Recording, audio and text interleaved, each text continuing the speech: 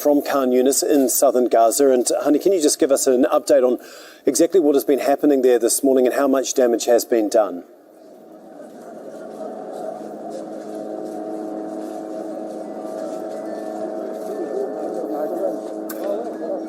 Yes, well, I'm going to start just giving the latest update about the the recent attack, airstrikes in Khan Yunis city, eastern of Khan Yunis, Bani Sahela area, where a residential home belongs to Iyad Baraka family that was targeted and destroyed. Unfortunately, we have a whole entire family, the father, the mother, and all 6 children have been killed and been brought here to Quds Hospital. We have a confirmation from the emergency department, and all family members have been completely killed, wiped out of any record as we speak. There are multiple injuries.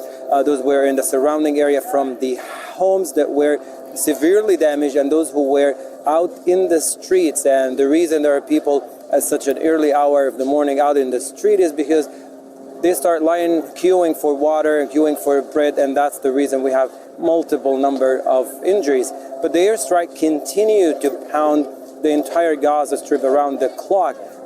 Either they were very concentrated at late hours of last night, early this morning in the southern part and the central part of the Gaza Strip, an area that is supposed to be a safe place for people fleeing the war zone in Gaza in the northern part, but not safe at all as we see the ongoing airstrikes and the tank shells.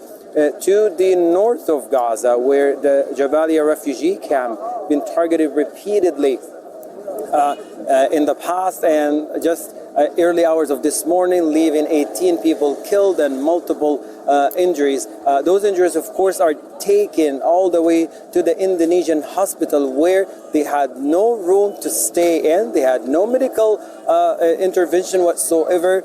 They are let in the hospital just because the gates are open, but there's no medical services whatsoever. And there is a warning from the hospital that those among the injuries arrive the hospital with the critical conditions might die very, very soon.